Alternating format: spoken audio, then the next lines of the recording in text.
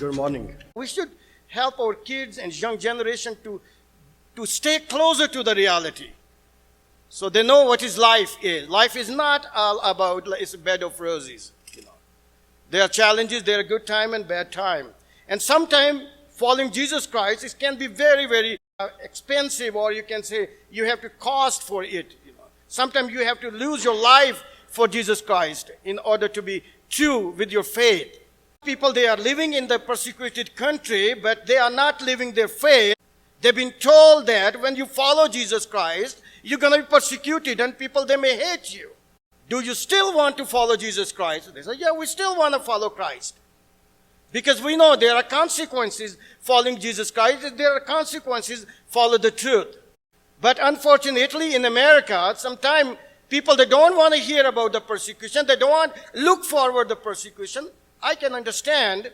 Nobody wants persecution. But are we training our church well enough so something happen in America, they will say, oh, I'm not surprised. And they will say, yeah, I was already prepared because my church told me when you follow Jesus Christ, you have to pay the penalty for being a Christian.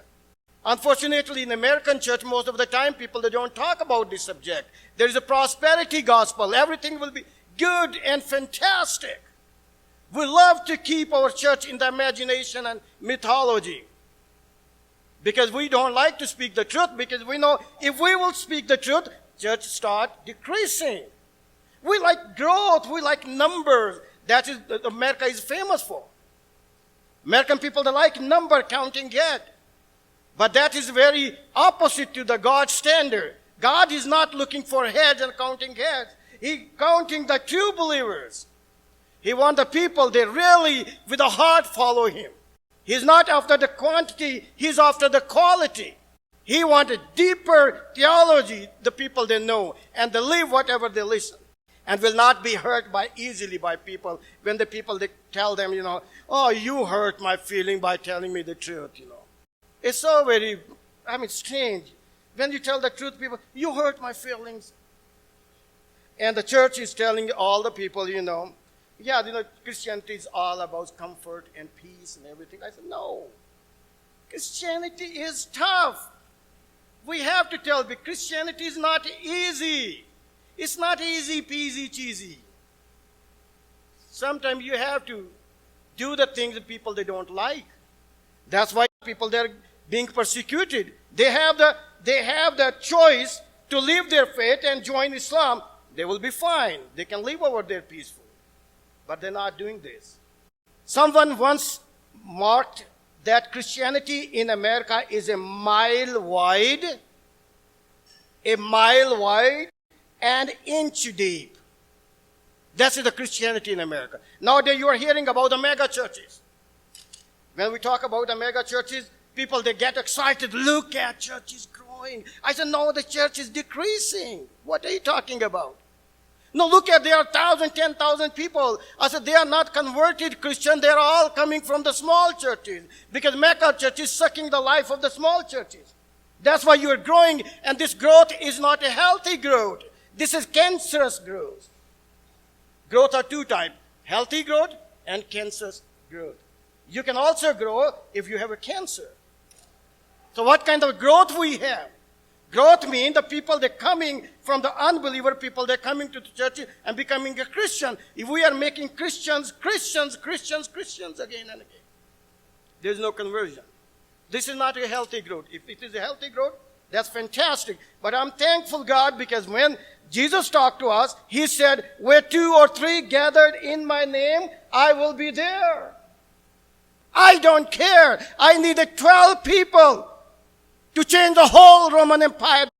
He doesn't need millions of people, what we are thinking about. If I have to speak the truth, I'm looking for 100 people to stand next to me so I can say to people they can believe it. You don't need 100 people. You just need a Jesus to stand next to you. It's enough. If the whole world stand next to you and Jesus is not standing next to you, you're worthless. So that's why the person, he said, American Christianity is a mile wide and an inch deep. Because we don't challenge church people. Barna's most recent report, titled Incidence of Biblical Worldview Shows Significant Change Since the Start of the Pandemic, was released on February 28, 2023 by the Culture Research Center at Arizona Christian University. This report showed that only 4% of Americans hold to a biblical worldview. 4%. This was down from 6% from a similar report 3 years prior. So what we are talking about churches growing in America. It's growing, but that growth is not a healthy growth. It's a 6% people, 4% people, they have the worldview, they believe Bible is 100% inspired. Very few people, they believe that. And not too surprising, the younger a person is, the less likely they are to have a biblical worldview. Barna's research showed that only 1% of adults under 30 have a biblical worldview. By contrast, about 5% of those ages 50 to 64 have a biblical worldview. That's kind of the generation we are raising in America. What's going to be happen with our new generation? They're going to be lost. We love them. We love them so much, and we are not telling them the truth. We are not preparing them for the reality. What's going to be happen in the future? We listen to science and negate the supernatural power of God. We listen to the world to give us hope. Looking hope in sports and entertainment. We are scared to talk about morality. We love to talk about love. We can say we are Christian. We love people because Jesus told us to love people. But Jesus told us also to say the truth too with love. We have love, but we don't have truth. It's the same word. You're showing a love for somebody, but not telling the truth. It's like that. Somebody's walking toward the fire furnace and going to commit suicide, and you're standing and cheering for him. Wonderful. I enjoyed it. I love you so much. What kind of love is this? This is a hate. It's not love unless the love is mixed with the truth. And truth always hurts. So if you are not just showing a love and there is no truth, you are really taking people straight to the hell. Young girls are influenced by Taylor Swift. Everybody's after the Barbie. I think that new movie come. The girls the little girl that just want to try to be Taylor Swift. Is this a standard for our morality? Is she? We are influenced by the mythology. I think the Star Wars becoming like the inspired kind of the word or the movies. We can't even survive without Star Wars. Some people, they get so emotional about Star Wars. And there's a guy, he's a green guy, he's a long ears. What's his name? He's everywhere. Sometimes people, they're moving the cross and putting him over there. They start looking, they enjoy it, and they give those kind of gift to their kids, and he is the wisest guy on this earth. They're worshiping me like a god. I always tell people, what are you looking for this green creature? God made you so beautiful. You are in the image of God. You're looking for an image in this creature. That is ugly. God did not create him. You created him. And you're looking for your identity in this creature. Why? And making your idol for you and for your kid. And one guy I heard, he got that Yoda, or I don't know how you pronounce it. And he got emotional. He was crying. He said, wow, this is the best gift I ever got. He's not worried about his salvation, but he's worried about Yoda. Crazy. So that kind of Christianity we have. I'm not talking about the secular world. I'm talking about the church people, they're acting like that. We believe in individualism. There's no hospitality. Everybody just wants to live the way they want. This is a place where the global mission is becoming a local mission. And it's becoming hard for us to even talk about the morality. Moderation, you can do anything in moderation. You can do sex in moderation. You can drink in moderation. Moderation is the best word to use to justify yourself you're doing the right thing. And what is the standard of moderation? When you say there is relativism, if there is a relativism, there is no like a moderation standard. Somebody think maybe moderation means the whole bottle, and somebody think maybe a little bit. So where is the standard? Where dating is used as a license for legal sex, because marriage inside the church and outside the church. Divorces are happening inside the outside the church, and those things happening inside the church. Dating is just so kind of weird word in America. You can live with a girl, you can have sex with her before marriage, and you can be justified in the church, and you can declare she's my girlfriend. And we are boyfriend, or we're dating. In America, dating means having a sex, pre-marriage sex. That is all dating is all about it. I was reading the facts about, there is a book, Josh McDowell, he wrote about rights from wrong. Just read this book, you will be shocked. These are not my facts. These are facts of Josh McDowell. He's a very reliable scholar. He wrote a lot of books on the apologetics and the credibility of the Bible. And that he was writing about the American culture. He said he's talking about it's not happening in the world. It's happening inside the churches. There's no accountability in the relationship. Girl is hanging out the boys. She doesn't know the background of this guy. They can be kidnapped. They can be killed. I was talking to my friend Anthony. I said, if my daughter meets some boy and I didn't know this guy, I will stop her. I said, I love you. I want to protect you. I don't want you this guy kill you or take advantage of you. This is my right, just like God has a right in my life. And sometimes if I go to the wrong way, He spank me and bring me on the right track. Just likewise, being a father, this is my responsibility to be strict with my kids. And if they are trying to wrong, I have to put them on the right track. That's a responsibility and the authority God has given me. And if I'm not exercising this duty, I'm not performing my fatherly duty. God has given me this responsibility. We analyze Bible under our culture. We are so proud about our culture. We say, I don't care the people, they accept Jesus Christ or not. I don't care.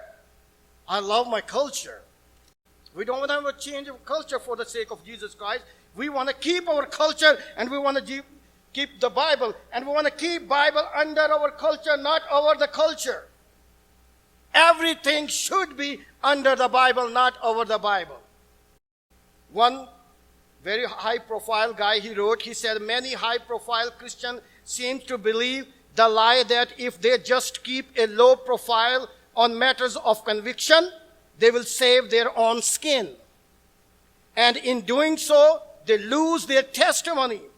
And they enable the cultural slide rather than resisting it. If there's anything going against the Bible, regardless of my culture, my family, I have to take the initiative and talk about this issue. Because God has given me the authority, and I have to someday stand in the court of Jesus Christ, and I have to answer Him. He gave me the responsibility, being a father and being a preacher, to speak the truth. 2 Timothy chapter 4, verse 3, for all the time will come when people will not put up with sound doctrine. Instead, to suit their own desire, they will gather around them a great number of teachers to say what their itching ears want to hear. That's what people they want to hear. That's the way the preacher want to preach. Because they know if they don't preach according to the people, they're going to lose the member of the church. Verse 4, they will turn their ears away from the truth and turn aside to myths. But you keep your head in all situations, endures hardship, do the work of an evangelist, discharge all the duties of your ministry. That's a responsibility of every Christian and every preacher. We have to preach the truth no matter what. We have to stay for our faith no matter what. Either we have to face the consequences. Either there is a blasphemy law. People, they accuse you for your faith. We have to stand for it. Where the world is finding the solution, where we are finding the solution. All American people and us, where we are looking for our solution. We are looking for the solution in the education, better education. More prevention programs. We think the society, if we change the society, everything will be better. Educators say the solution is more money. If we pour more money into our schools, we will produce better kids. Activists say the solution is justice. They counted that we must eradicate injustice and oppression. That is the solution for the problem of American things. Others say we need more police, more corporal punishment, more prison, more job opportunities, more social programs.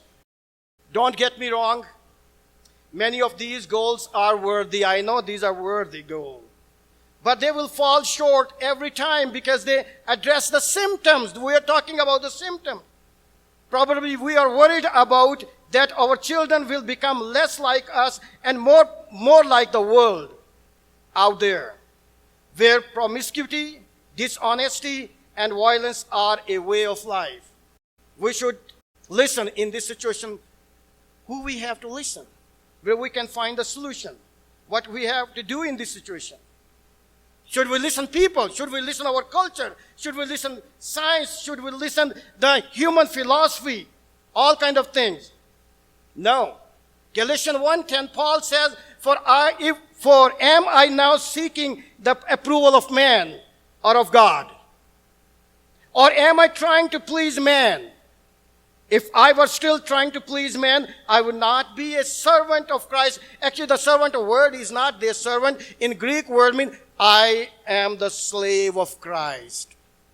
Sometimes we are scared. We don't want to even use the word slave. Even in the Bible, we put the servant word. Actually, the word is slave. So what we have to do in this situation, all kinds of bad philosophy, everything is going bad. So what we have to do? 2 Corinthians 10:5, what we have to do in this situation? We demolish arguments and every pretension that set itself up against the knowledge of God, true knowledge of God. And we take captive every thought to make it obedient to Christ. Everything we are doing, we have to do for the sake of Christ and in order to obey the Christ. We have very good example, one or two example I will quote. I know there must be people that are getting their right, my soothing voice, and sometimes they get sleepy. I apologize for it. So there are very good example in the Bible. Some people, they resist the whole nation, standing by themselves in front of the whole nation, in front of the king. What if in America the people that tell you, don't speak the truth, just listen whatever the media is telling you, don't stand up for your right, don't speak the truth, don't take care of the orphan, don't take care of the widows, become individualistic, because whatever you're doing, this is your efforts. God has nothing to do with it. Don't share with other people. If we have that kind of the culture, where the people, they may tell you sometimes, just leave your God and worship somebody else. Worship your culture. Worship Star Wars. Worship Yoda. What would be our answer? See Daniel 3:16-18. Shadrach, Meshach, and Abednego answered King Nebuchadnezzar, your threat means nothing to us. That should be our answer in this world. If somebody want to take us away from God and want us to worship somebody else, or maybe they are threatening us, we're going to kill you, and we want you to follow our religion, what would be our answer? It should be like Shadrach, Meshach, and Abednego. Answered King Nebuchadnezzar, your threat means nothing to us if you throw us in the fire. The God we serve can rescue us from your roaring furnace and anything else you might cook up, O king. This is a beautiful word over here. But even if he does not, it wouldn't make a big difference, O king. We still would not serve your gods or worship the gold statue you set up. We will listen our God. That would be the answer of our generation. These are the young people I'm talking about. Can you believe your young kid can stand for their rights in this way? If they are standing in the court for their faith, can they speak like Shadrach, Meshach, and Abednego? Can they survive in Pakistan if they are Christian and they can, I'm going to Pakistan, I can survive in that persecution? Are you preparing the young kids like this? We are not even giving them a challenge in their life. They have no target. They have no purpose in their life. They're acting like sheep and goats. They have no direction. They don't know what is right from wrong. There was a time when the kids, they do something wrong, they know they are doing wrong. But nowadays, they don't have a difference for right from wrong. They think they are doing wrong. They think maybe we are doing right. They're so clueless because we're not clearly presenting the truth from the Bible. Joshua, as far as my family is concerned, what would be my answer? There was a time when God gave everything to Joshua and the nation, and there was a time Joshua told them, you can serve whoever you want, but if serving the Lord seems undesirable to you, then choose for yourself this day whom you will serve, whether the gods your ancestor served beyond the Euphrates or the gods of the Amorites, in whose land you are living. But as for me and my household, we will serve the Lord. Can we say that? Do you think your family can say that? Can you see yourself being a father if you say that and your whole family will be with you? Or you think if you say that your whole family will leave you alone? I mean, I'm so proud of the Joshua when he says that. He said, he's not including himself. He said, my family. He's so proud about his family. He thinks, whatever I will decide, my family will stand next to me. Do you think my family can do it? Maybe very difficult. Because we think our kids, they have their own choices. We don't even like to advise them. We just want to let them to do whatever they want. And we don't even protect them. The last reference I'm going to quote from book of Acts, chapter 5. There was a time when John and Peter, they were told not to speak in the name of Jesus anymore. We don't like to hear about Jesus. So what was their answer? Peter and John, they challenged all kinds of scholars and the lawyers and the authority. What did they say? Peter and John are challenging the Sanhedrin, the judges of the Judaism, to choose between God and themselves. He said, you are telling us not to talk about Jesus, but we want you to choose between God and themselves. They are telling the chief, Peter and John telling the chief priests that their wishes are contrary to God they claim to worship. They are telling the lawyers that they are ordering Peter and John to break the law. They are telling the religious authorities that they no longer recognize their authority. They now follow God directly. Not just like the Joshua he did.